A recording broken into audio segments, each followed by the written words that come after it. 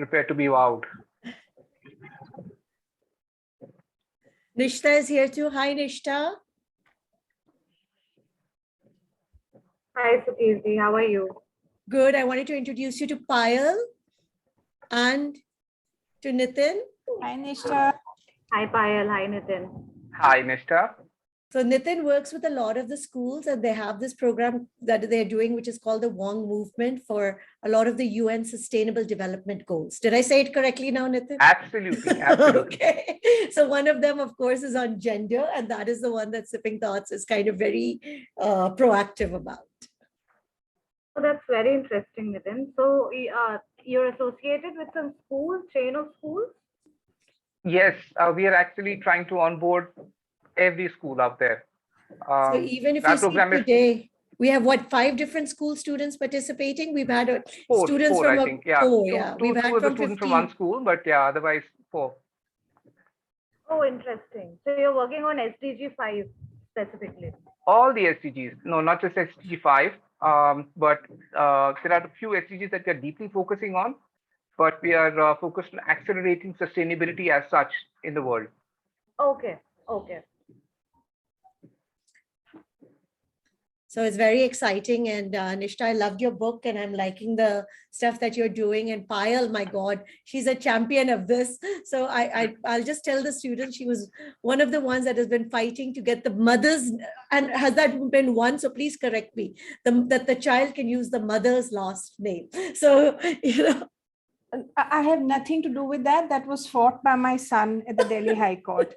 And he won that. And it's, by the way, now the judgment was quoted in a Supreme Court decision. So that's now the law of the land. Fantastic. So, you know, these are, yeah. So we've got amazing women. And with you, I'm just going to also show you guys Nishta's book so that.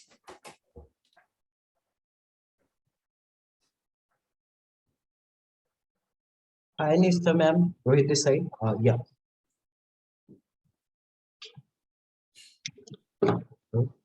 Yeah, tilt down your laptop. Give me a sec. Ridhima, you may Yeah, also tilt like. down, ma'am. Tilt down your laptop screen. You are not showing perfectly. This is the book. So, Awakening the Rainmaker, a guide to gender equality. So these are the issues that we're talking about, and we couldn't have 2 better judges today. We call them judges, but they're just panelists, and they're there to inspire you all also, because we want to get your thoughts, and we want to get their thoughts on all of these questions. So most of the questions are going to be pretty simple. We don't share most of them because we want it to be a little bit, what we call it, off the cuff, you know, so that they're not rehearsed answers. Ridhima, can you also try to mind your headspace a little bit by maybe bringing the camera down?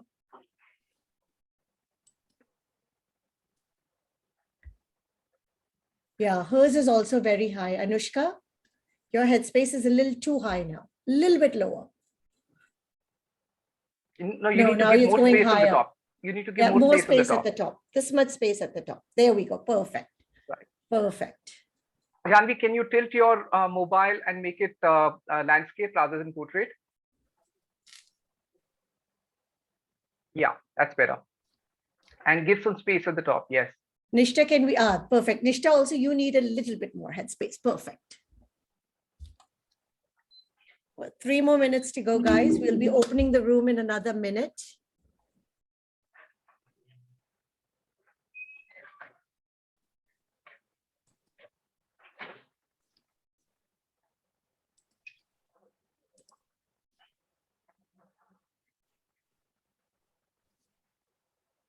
Yeah, ma'am, it's 28. All right, I'm opening the room. Yeah, give me a sec. I welcome everyone. A very, very good morning. Excited to have you all with us. Excited to have our panelists. Excited to have our experts. This is going to be very interesting discussion. I think we're going to be talking about some of the latest stuff that's happening around the world. And, you know, it's very, very topical that we're also doing this. We're going to start at 11:30 sharp. So another 2 minutes to go. And if you guys have any questions, please put them down, because I know usually we're just struggling with time because we have so many thoughts to hear. So please put them down so that we can actually also take those questions as we go along.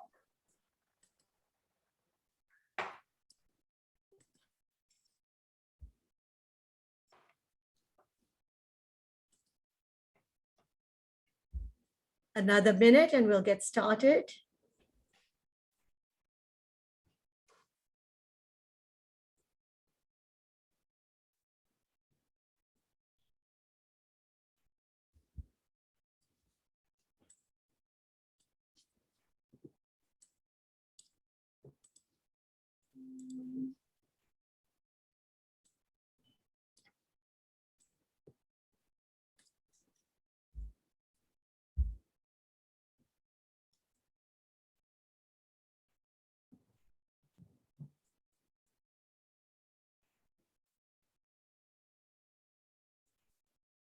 Yeah, some technical glitch. Give me a second.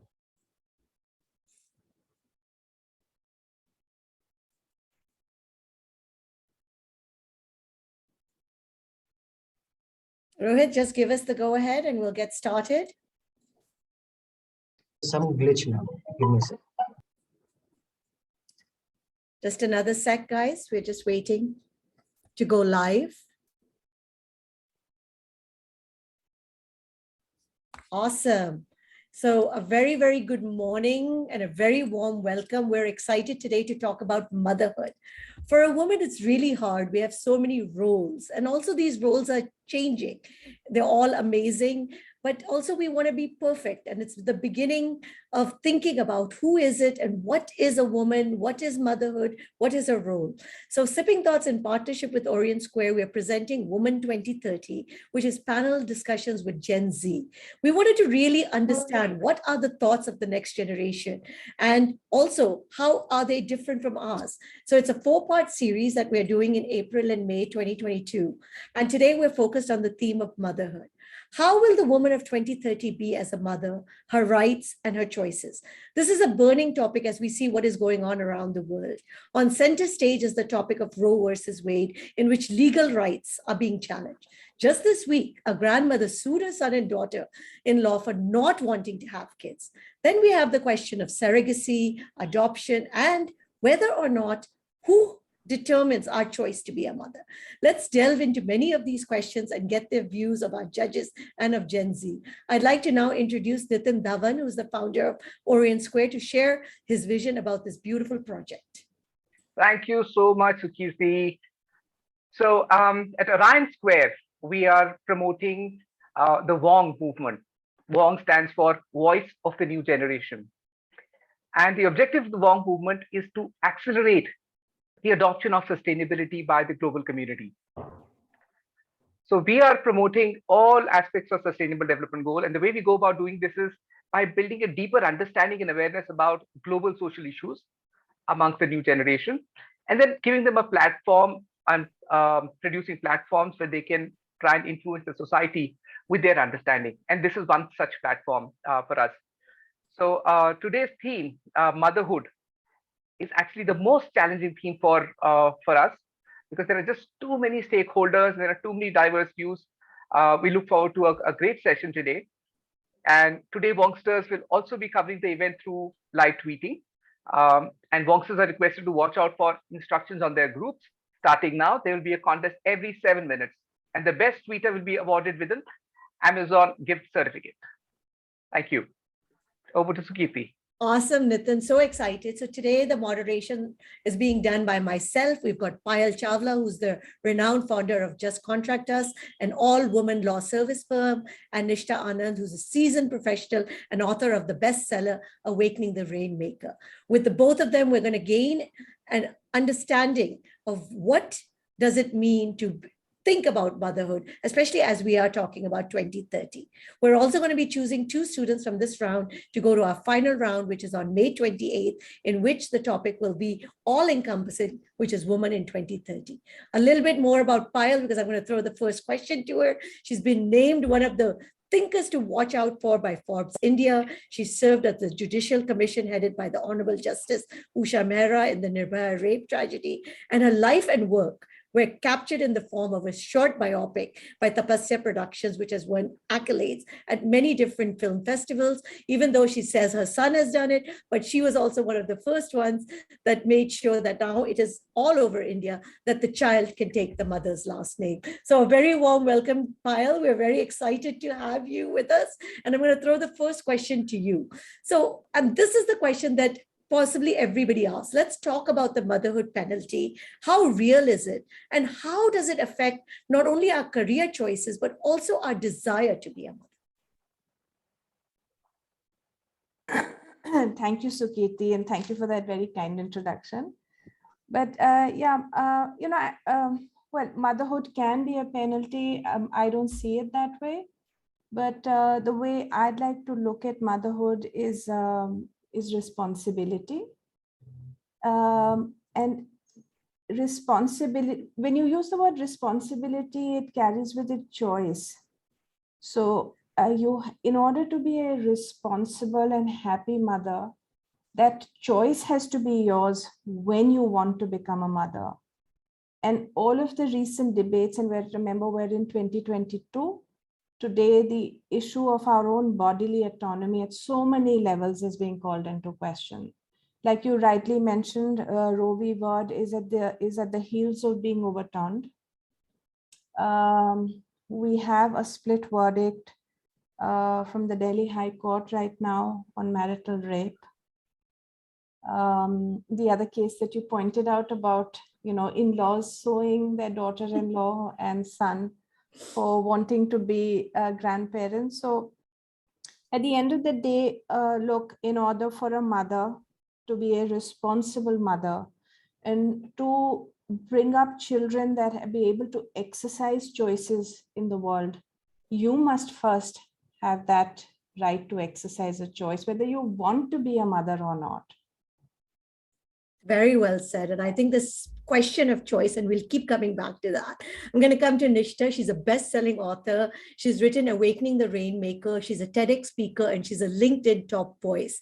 So I'm going to ask you this. There's a lot of wisdom in our culture and our tradition, but a lot of women are subjected to this pressure. Like we talked about this case that's coming on for their in-laws, society in general, that, that if you get married, you need to become a mother, or you need to have a second child, or you need to have a first child. Do you think that such influence is even wise during these times? And do you see it changing? So I do see a little bit of change, Sukirti, here, especially, we are doing a panel with all these students here. I think what helps is that early education by schools can somewhere help in both boys and girls making more proactive choices as they grow up. Like this is what I've focused in the book also. When I start with, it's not just about making choices later on. The confidence has to be sowed in your early years. Only then can you be confident in making those choices. If as children itself, you see your mothers playing a very submissive role, or you're given those gendered signs from an early age, it will be very tough for you to be able to make, assertive choices as you grow up, or for you to choose a career which is not in line with what the society expects of you. And the sad reality is that the society still expects women to be caregivers, to be mothers, to be more docile. And they expect men to be like the breadwinners or having the last word on decisions and those sort of things. And these realities can only change when we liberate both men and women, both boys and girls. There are boys today who may want to go for careers which are less masculine, so to say, like performance arts or becoming a chef, or women who may choose that, okay, it's my body, and let's say at a later point, I want to focus on my career to start with, and I don't want to start a family right now, or maybe I want to go through the alternate route of surrogacy, adoption, all those things, right? But the confidence to exercise this choice can only come when we liberate our children, because that's the age when their personality is really getting firmed up.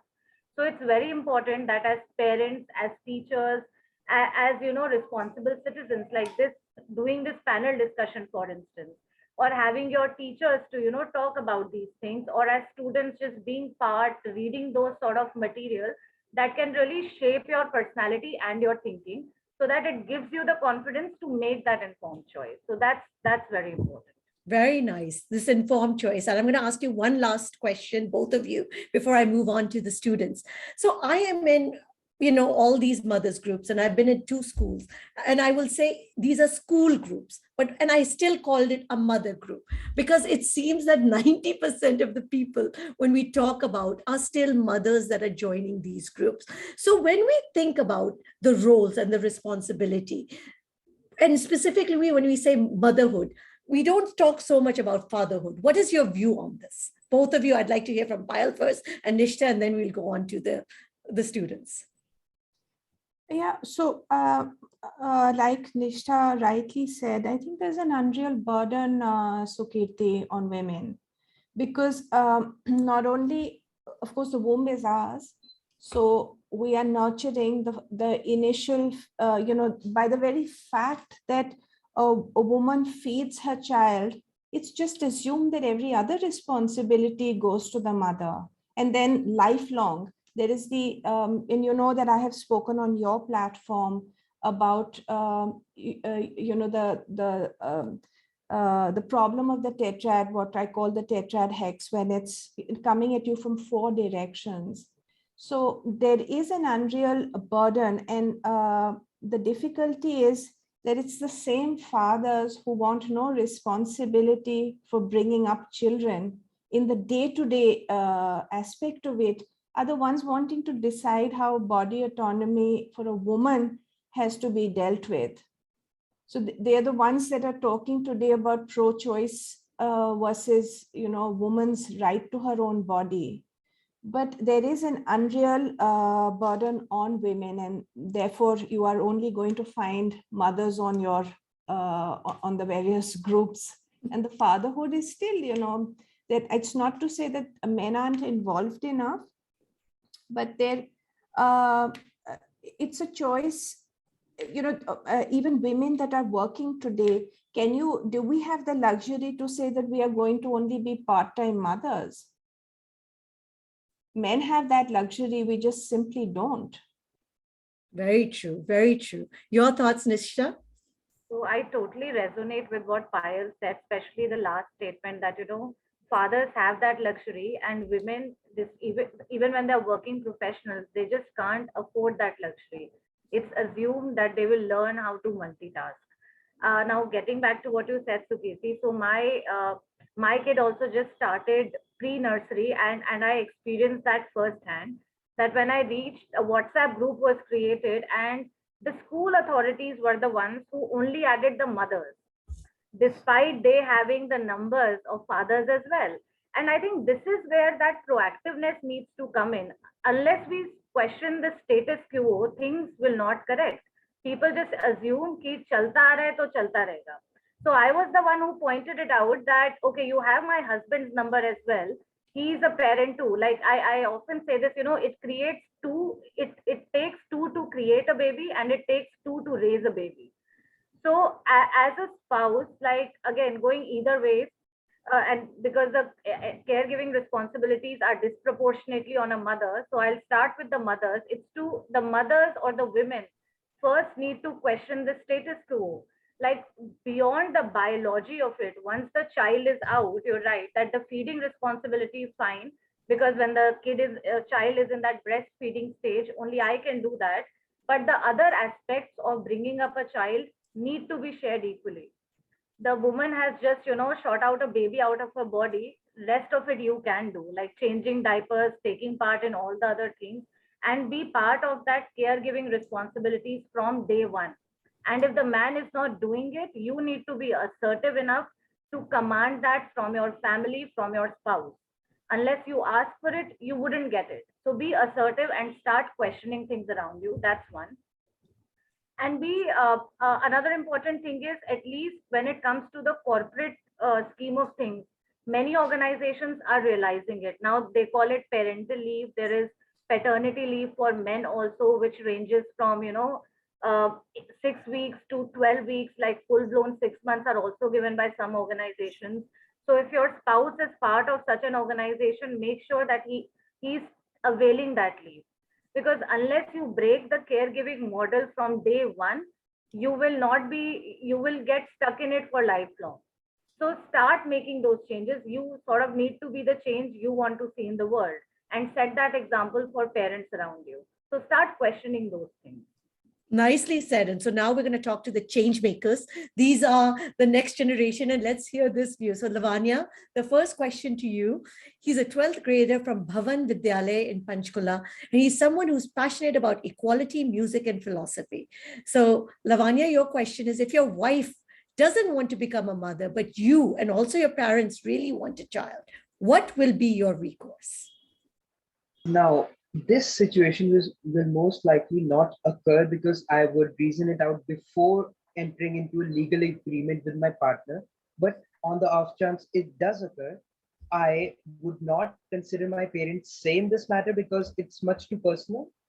And I would try to reason with my partner. For example, asking her or him that if the problem was with pregnancy or the responsibility. Now, if the problem was with avoiding the complications of pregnancy, I would suggest adoption. And if the problem was responsibility, I would check my financial status to see if I can hire a caretaker for the child and would try to take on most of the responsibilities for the child, since in the first place, I was the one who wanted the child. And I would also consider surrogacy if that would be okay with my partner. Okay, very well said, Lavanya. And I'm going to take Payal's view from the legal recourse, because this is a big, big issue, before I take the rebuttal from Janvi. Go ahead, Payal, because this does happen quite a bit. I'm in complete agreement with what Lavanya said, but I do have a question for Lavanya. What if, despite the fact that you say that I'll take on the full responsibility, I'll look after the finances, your partner was to still say no? Do you then believe that the woman's right to her bodily autonomy should be taken away? That she should not be able to exercise her right of abortion? Of course not. And once again, I said this will probably not happen because I would reason it out before entering into a legal agreement with my partner. Suppose your partner violates the agreement later. Or changes their mind, because life changes. Well, if I was motivated enough to enter into this agreement, I'm pretty sure if they decide to change their mind, I can adjust according to their needs. Okay. And he also mentioned surrogacy somewhere. So would that be okay for him to demand the egg? Again, demanding and requesting are two different things. And the point that I do want to make here is that if there is a disagreement and the disagreement becomes big enough, the party should be able to move outside the sphere of marriage. But forcing a point of view on a partner, that would be incorrect. I have no quarrel with what Lavanya has said at all, and I respect his views entirely. The issue about fathers wanting to exercise and demanding that if the partner doesn't, should she then not be able to abort the fetus versus them opting out of the marriage? And this is a concept which is it's hard for people to understand and grasp. What if I as a man want the child? No, it's a big option that is, I wouldn't say option, but this is something that is actually coming up because we see this happening around the world where we see couples and some people say, I just don't want children. It has nothing to do with financial responsibility or whatever. I just do not want them.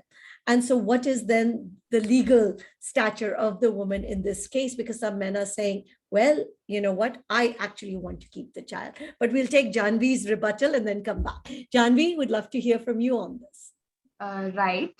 Hello. Lavanya, I would like to ask you, the question mentioned parent and that your parents also really want a child. Suppose you and your partner work at everything out and you are in agreement. How do you plan on handling your family side of things? Well, I would try to convince them to go with our decision. But if they offer any, you know, any resistance, then I would try to distance myself from them because this matter is much too personal for them to be the decision makers. Wow, very nice. Okay. We're going to move on to the next question. This is to Anushka, who's an 8th grader from Pathway School in Gurgaon. She's passionate about entrepreneurship, feminism, psychology, and writing. So, because I think this leads really up to the question that even Payal was asking, and we'll also take Nishta's view on this, my body, my choice. So in the context of abortion and surrogacy, I would love to hear, Anushka, your thoughts on this. Well, I believe my body, my choice is not only applicable when it comes to wearing what I want or looking the way I want. My body, my choice is also valid in the context of abortion and surrogacy because pregnancy is obviously not easy on women. It can change a woman's body so much. Of course, it is a beautiful thing, but it also constitutes a lot of health risks for a woman. So ultimately, if it's my body facing the consequences, it should be my decision whether or not to risk my body. And a lot of people will say that, what if it's selfish? I believe it's not at all selfish because women have always been taught to put others first. But if I am looking out for myself and my health first before that of an unborn baby, it's not wrong and it's completely not self seeking. Nicely said. Very well put. I'd like to hear, Nishta, your comments on this. So, very well said, Anushka. And you're right, my body, my choice. But I would say it's easier said than done because there are so many other factors which play around, around us when it comes to especially embracing parenthood, and it's especially for a woman because as Anushka rightly said, it's a lot to do with a woman's body and what all her body goes through. And another thing, Sukirti, is why this motto has become all the more important today because we have girls who are financially independent now. They are very well educated. Parents are taking equal interest in their education, in their career prospects. So they are no longer just, they're no longer dependent on their spouses for the finances, and they're equally ambitious when it comes to their careers. And I think that is where our body clocks and our career clocks are sort of inversely proportional. And that is really bringing in this discussion to the forefront a lot. So it's great to see that we are starting this discussion at a very young age. Like kids of this age usually don't even know of such things. So at least starting the dialogue early helps and helps kids as they grow into young adults take more informed choices. And the good news is that even the organizations are, taking an active step when it comes to these things. There are organizations through their insurance policies who are funding things like freezing eggs, surrogacy, all the IVFs, all these procedures are now covered in people's insurance policies as well. Because it's easy to talk about surrogacy or freezing your eggs or going through IVFs, but people don't realize that it comes with a very heavy cost. Like this is a good financial burden. So talking about this early on, being educated on different aspects of it can really help you make a better choice. Like my body, my choice, and that choice can be more empowering if you know about these things early on. Very nicely said. I'm also going to take Payal's view on this because Payal, you and I also had a very interesting discussion on this on Priyanka Chopra. When she decided to use a surrogate, a lot of people questioned why didn't she have the baby herself? And also, I want to understand from a legal point of view, this my body, my choice, because it's really come under a lot of legal scrutiny. Because is it my body and do I have the choice? Okay, so just a quick comment first. So there are, of course, with this, with bodily autonomy, there are whole set of arguments, body changing, medical hazard, financial constraints. But for me, each of these are equally important. But for me, the top issue will always be choice. And I never want to deviate from that. There should be, I should have the autonomy to decide what I wish to do with my body without having to give any explanations. They have a medical need. I don't want to have a child for XYZ reason. And this is why I think Priyanka Chopra is so important to this conversation. She hasn't put out any reason as to why she chose surrogacy. She could afford it and she chooses it. And let me say, it's as flippant for a moment, at least it's as flippant for a moment, just to say that she wanted that her body shouldn't change, her figure shouldn't be ruined because of the business that she is in. She hasn't said that. I'm just saying that, assume that was the reason. I see absolutely no problem with that. And why not? Choose surrogacy because that's a choice. A woman should have that much agency to be able to say that I wish to have a surrogate to have a baby without assigning any reasons whatsoever. No, nicely. I think this question of choice and our choice should be very free. I'll take the rebuttal from Radhika. Radhika, go ahead. Anushka, my question is, I would like to say that when you opt for surrogacy or adoption, a lot of people in society always says and questions that you don't have that biological connect with the child. Is there any, is there a lack of connection with the child because you're not the biological parent? So what do you feel and what would you say to such people? So I can answer. I had my kids through surrogacy. I do not feel that there is any emotional non-connect that happens because when those babies are given to you, honestly, whether you had them in your womb, whether you adopted them, whether you did them to your surrogate, I think that desire for motherhood and that love, it just encompasses you. I can answer that question from a very first-hand perspective if that answers it. But yes, I would love to hear Anushka's response to that. I completely agree with you. It's not that because you didn't give birth to the child, you can't establish an emotional connect with the child. It's about, when you look at the child, if you feel the sort of love and affection for the child, if you feel the willingness that, okay, I can bring this child up and I can do it the right way and I can dedicate my life to this particular child, that's what matters ultimately. You don't have to have given birth to a child in order to give the same amount of love and affection and bring the child up and take care of the child and nurture the child. So very, very nicely said. Now we're going to move to Janvi, who's a 12th grader from Gurukul Global School in Chandigarh. She's an altruist and wishes to give back to society with her sense and purpose. So Janvi, for you, if your partner was infertile, would you consider pregnancy through sperm donation? Also, if you were infertile, would you choose adoption or surrogacy? Well, first of all, I would like to point out that I find the question itself very interesting because it only focuses on a very heteronormative perspective. As a bi person myself, I could very well have a female partner in the future and be considering those options anyway, regardless of infertility. But Very nice. if I were to choose a man, and there was a question of infertility in the relationship, I would definitely want to go ahead with sperm donation or even surrogacy because I feel my desire to have a biological child, to have someone whom I can connect with on that level, is greater than just wanting to opt out of a relationship because it's a big hassle. Growing up without a sibling, being an only child, and then growing up a bit lonely, that need for a biological connection will always be there.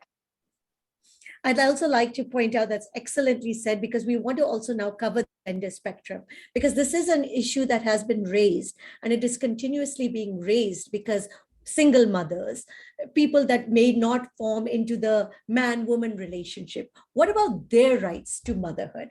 Payal and Nishta, I'd like to hear both of your views on this, because this is actually touching on the cusp of what the next generation and people are asking.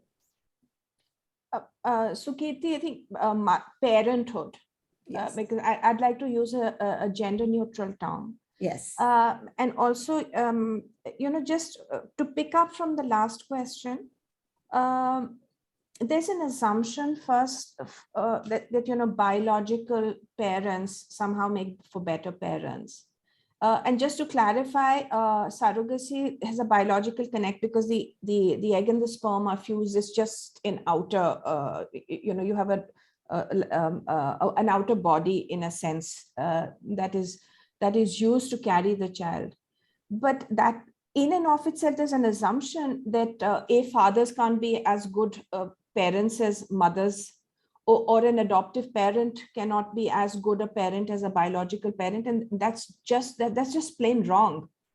So I think that anybody who, even parents that don't identify with a particular gender, a non-binary in that sense, there's no reason to assume they won't be as good parents as any biological mother. So clearly, I'm all for. But does the legal system allow us to do that? Because it is very, very complicated. Look, at the moment in India, and I can speak for that, 377 has only decriminalized sex between two consenting adults of the same gender. But unfortunately, same-sex marriages are not recognized in India, and hopefully, with the privacy judgment, there is a door open, and that aspect is still being litigated in court. It's a question of time before that too will happen. I'm very hopeful. Nishta, your views on this, because this is a big burning issue. So actually very interesting one. So just talking about the aspect of the gender spectrum, or same gender relationships. Sadly, the fact of the matter is, Janvi, like with the book, for instance, I've interviewed all these leaders from different fields in India, some of them in those Forbes and Fortune's most powerful lists, like Fortune 500 companies, those sort of things. But the crux of it, what came out was India is still lagging behind when it comes to cisgender men and cisgender women equality. That's what Payal just mentioned, that we are still establishing the cisgender equality bit of things. Gender spectrum bit of things is sadly a long walk, especially in the Indian context, because as Payal said, that we have just decriminalized the section 377. We are yet to recognize same gender marriages, for instance, and unless you're like a couple, you cannot really go ahead and do the adoption bit of things. Like women still can, and many have, but when it comes to single men, they face a lot of challenges in the system. So the system is at times biased and throwing challenges not just at women but at men as well. And even organizations, for instance, when they talk about gender equality, they're only focused on the cisgender bit of things currently. There are geographies like America or Europe where the focus has now come on to LGBTQ, ethnicity, racial diversity, and those sort of things, because they have sort of sorted the gender bit of things to start with. So it's going to be a long walk to that gender neutrality spectrum, I would say. But having these conversations, surely opens the door towards that. And to the point on considering surrogacy or sperm donation in case of infertility, it just draws me to the first question which was posted to Lavanya as well. What if your partner is not comfortable with you going through a sperm donation, or you going through a surrogacy. Like, it can go either way. If a woman gets a choice, does the man also get that same choice? If you're in a relationship where the man is infertile and the woman is keen to have a child. So I think these are very tricky sort of situations to navigate for any couple, whatever gender, whatever nature they may be. And here I would just say one thing: it's not like one solution fits all approach. It's to do with what suits you as a couple, and just having that conversation and just knowing in your gut that, okay, maybe this is going to work for me. We'll take also now the rebuttal from Anushka. Anushka, go ahead. So I completely agree with what Chanvi said. I believe that if my partner was infertile or I would certainly consider pregnancy through sperm donation or surrogacy. I'm personally very, very comfortable with the idea, and I wholeheartedly trust science and all the developments that we've made so far. So, and we're going to come now to Ridhima, because I think this continues this question, who's from class 12. She's from Bharti Vidya Bhavan. She's passionate about speaking out against social issues such as gender inequality and homophobia. So Ridhima, this question to you.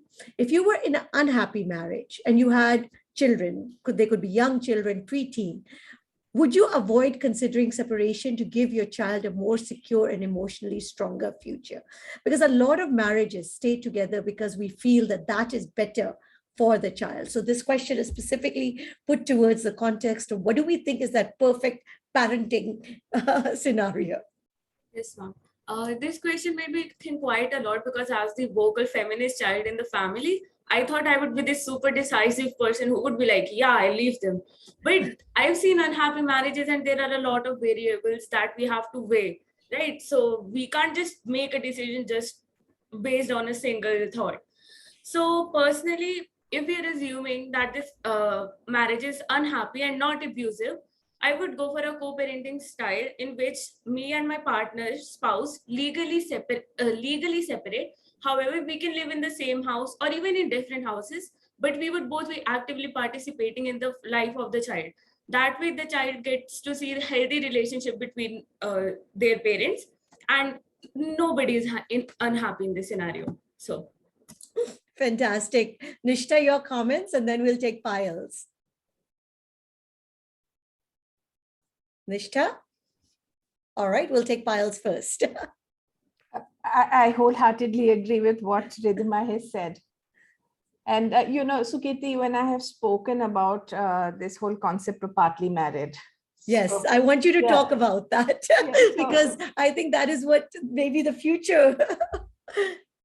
No, I think, post our conversation on partly married, I've given it some thought, and actually it sort of does exist, right? When families separate, you do have, in a situation where both parents are good parents but are unable to get along, you do have this sort of thing where you have one aspect of co-parenting the child. You're then looking at another partner, perhaps for emotional security or, just compatibility, sexual compatibility. You could have just be, in a home sharing space with a third person. So this, we must, think outside the traditional marriage idea for particularly families and people who are not able to derive everything that we're traditionally suited to think that a marriage is supposed to provide for. No, very well said. And I'm coming back to Nishta. Let's also talk about single women. Some people don't want to get married, but want to be a mother. So Nishta, your comments. Nishta? Sorry. Yeah, can you hear me? Yes, we can. Yeah. So I think you're right. It's to do with the choice, and especially as a woman, you have that. I think it's both a boon and a bane. I would say you just need a sperm, and you're basically the machinery who can make the baby, right? So that's actually sort of a boon if you're a single woman and you want to embrace parenthood. And especially today, if you have the financial means for it, if you have the emotional support, and you have it in you to do that, then yes, go ahead. Whether you want to do it through your body, or like Sushmita saying, right, she adopted her first girl when she was hardly what, 23, 24 years old herself. So this just goes on to show that she had that clarity and that sorted mindset at that younger age to become a mother. So more recently, if you look at even the tele stars, I just recently saw this Kahani Gharghar ki actress who played the mom in Dangal. She also recently adopted a baby girl at the age of what, she must be over her like 45 plus. So if you're not in a, if you cannot make family by traditional means, doesn't mean you don't get to make a family. It is your choice. If you want a family, then go ahead and exercise your choice and make a family which is best suited to your realities. And that's true for both men and women. Awesome. Lavanya, what are your thoughts on this? Ma'am, now Ridhima mentioned that the question mentioned that it was an unhappy marriage, not an Yes. abusive one. Yes. And they had one or multiple preteen children, right? Yes. Now, I would not completely agree with Ridhima on, she said that she would be willing to separate from her partner while living in the same house. I would, if I was in Ridhima's position, I would look out for the best interests of the child rather than mine. Because once you have an extension of yourself in this earth, responsibilities change. You have, they are not consensually born. You have chose to give a life, so you must provide. That would include making some sacrifices, if the sacrifices are possible to make. So we still think about parenting as a sacrifice, or some sacrifice may have to be made to our own personal decision.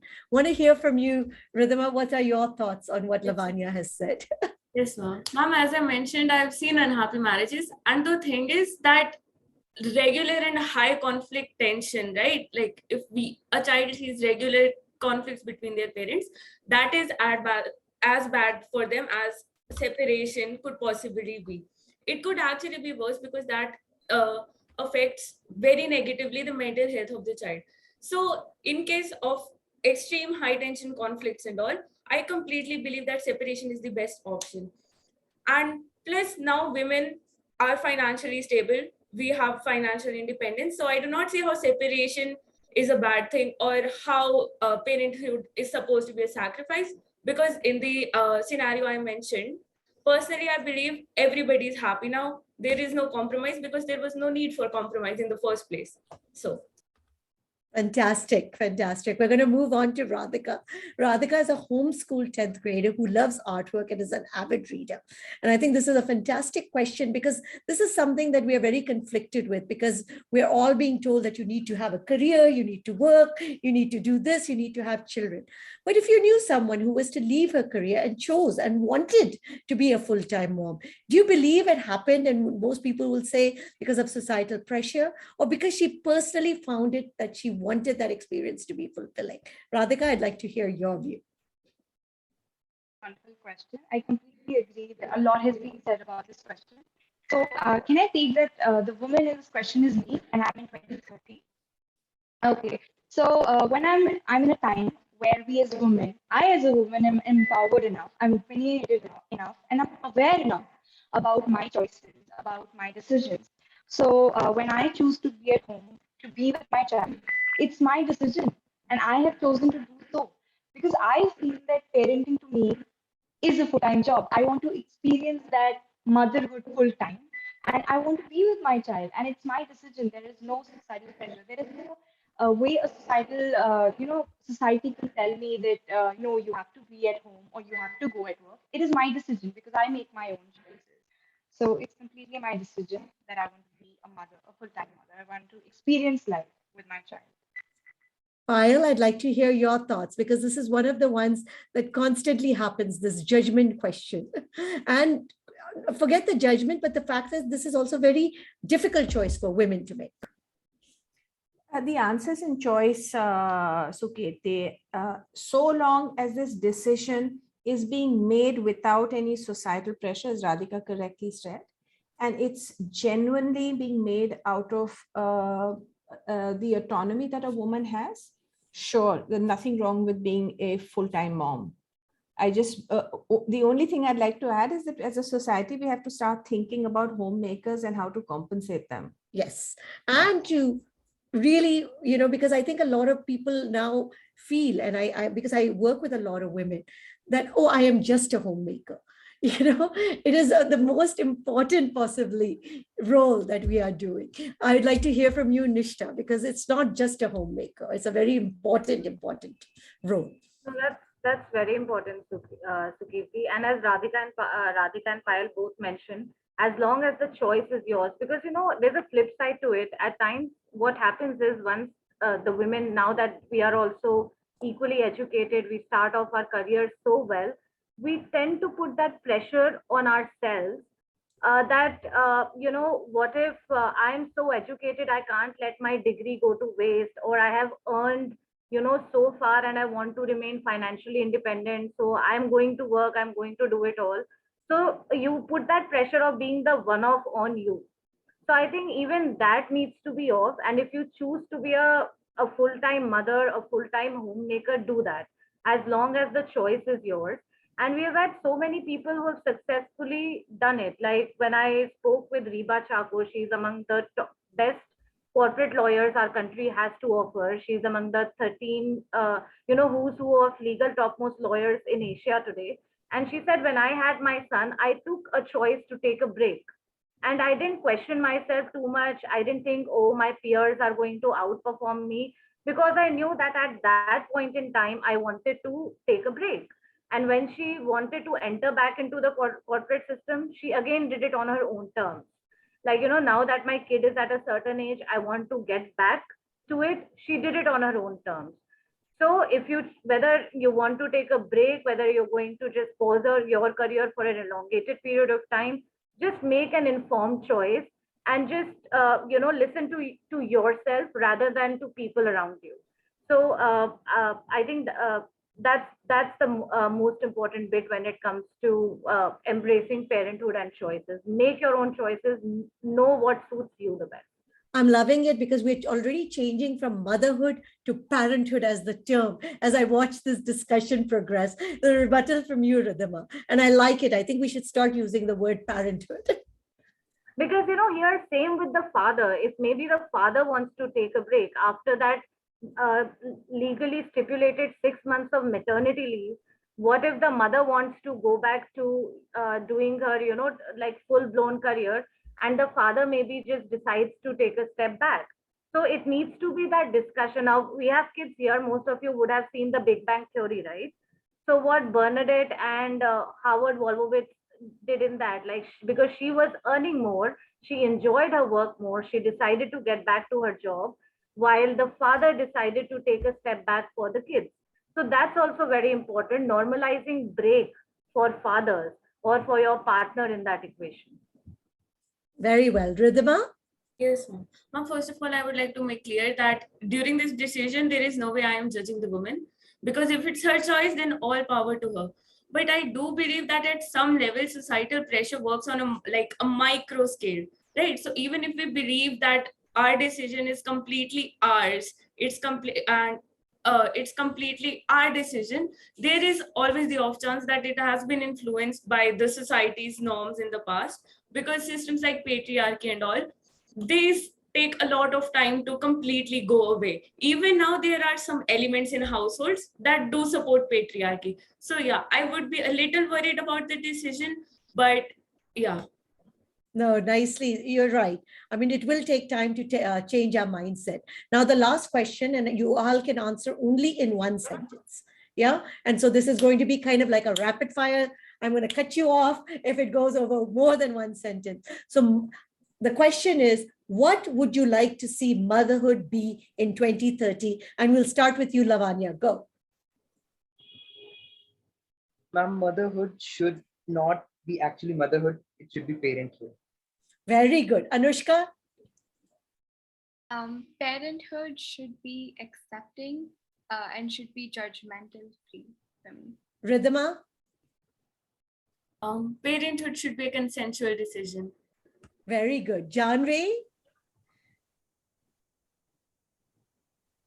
Janvi, you're muted. Janvi, we can't hear you. Can't hear you.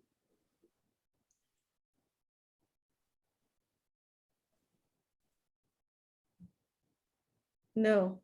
We'll come back to you after Radhika. Radhika? The parenthood should be a friendship between parents. Janvi, can we hear you now? Can you hear me? Yes, go ahead.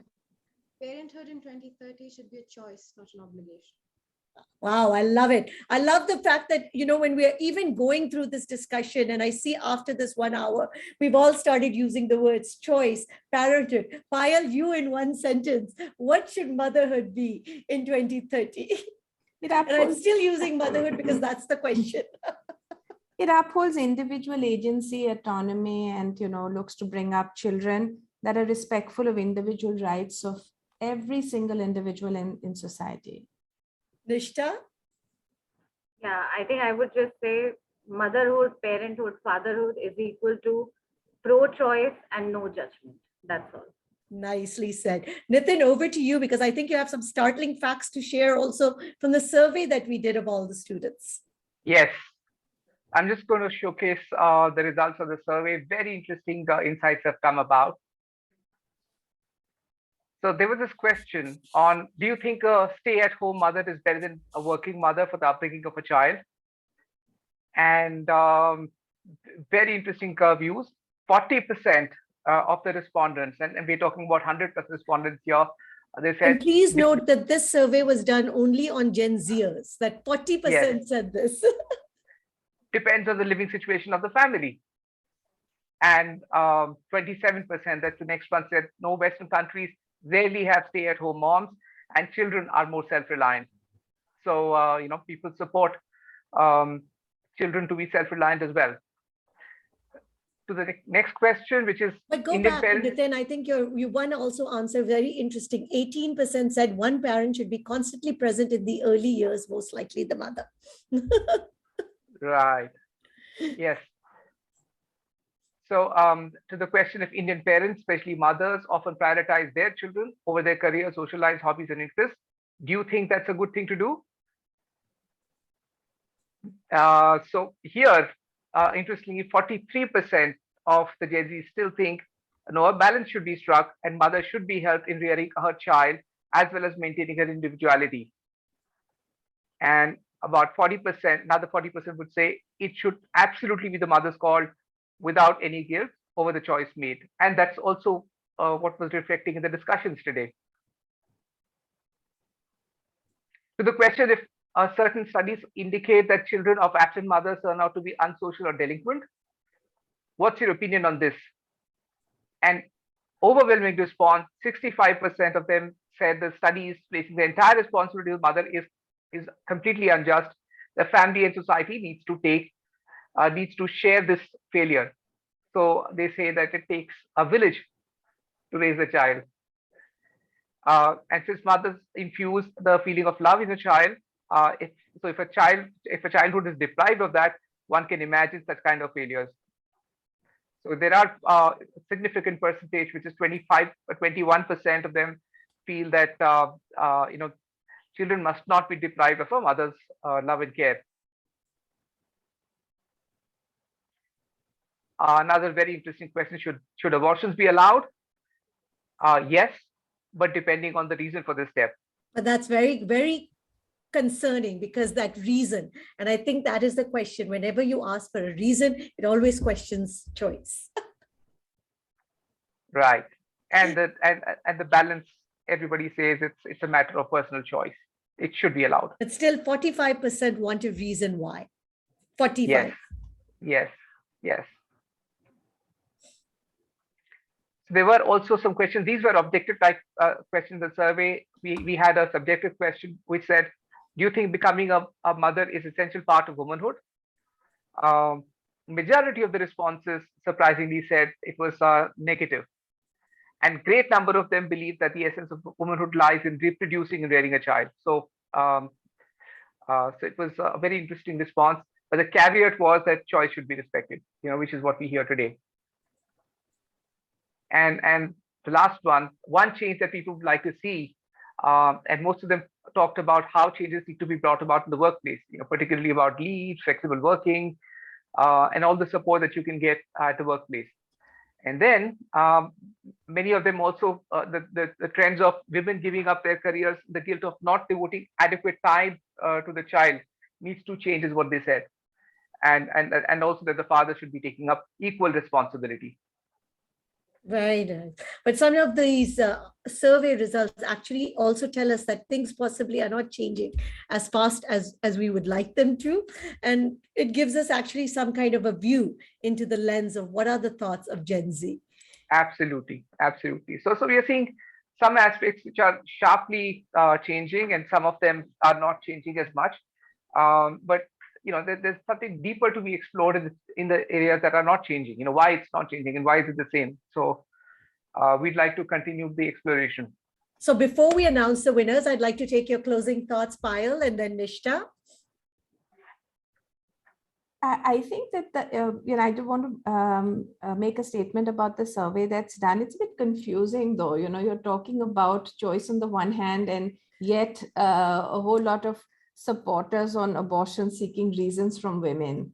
So that's a bit confusing and worrying. But all in all, as long as society is moving towards bodily autonomy for women and their right to make a choice on every aspect of it, I think we've moved forward, considering the leader of the free world has decided to move backwards. But so I'd like to say something on this one, Payal. We had a very interesting discussion on abortion yesterday with the Gen Z. We had another session which was discussing between pro-life and pro-choice. I think that threw open why some of these people may be seeking the answers. The question was also about, abortion at what stage?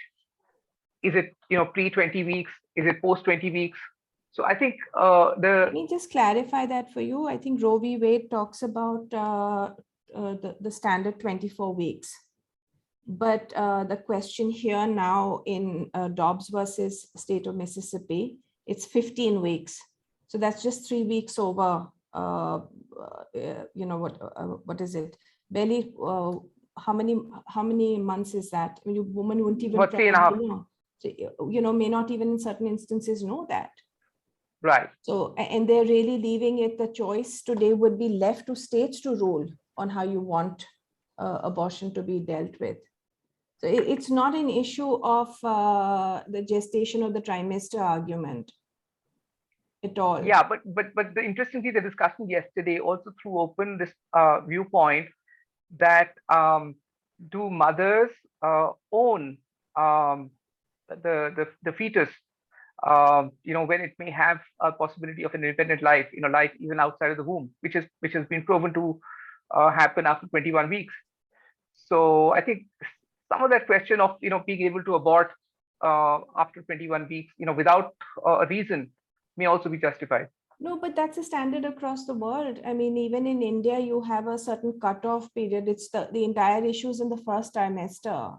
Okay, all right. Yeah, I mean, this is because post 24 months, in any case, it's not safe for an abortion to take place. So the entire idea is for the fetus to be able to survive on its own. Very, very complicated. It's a bit of a fallacious argument to make, in my view, to say that, now suddenly men are going to decide on it's true that, the individual rights have to be, but it's a question of whose rights are more important. That's one. And to what level will the state interfere in individual rights? And I want for all panelists here to think today, if hypothetically population was an issue, would men feel good about this if the state were to come and say forcible vasectomy for all men? That's going to suddenly become a touchy issue, right? But it doesn't seem to be a touchy issue when there's an autonomy of women's rights. Right. To even come forth and say that a man can have forcible sex with his wife because she's now, given consent at the time of marriage, to have zero autonomy even on whether she wishes to have sex or not. And I think that society has to evolve to a place where men do the heavy lifting on children before they actually are in any place to speak about whether women should be bearing the child or not. I'm so sorry, but I feel very, very strongly about this issue. No, and one should, because I think this is a very, very important issue of our times. Nishta, I'd like to get your views also. Yeah, I completely resonate with Payal on whatever she has said. And I think it's very important that before getting into, any of these hard decisions, like, abortion, or as even I was surprised with the split verdict on the marital rape bit of things.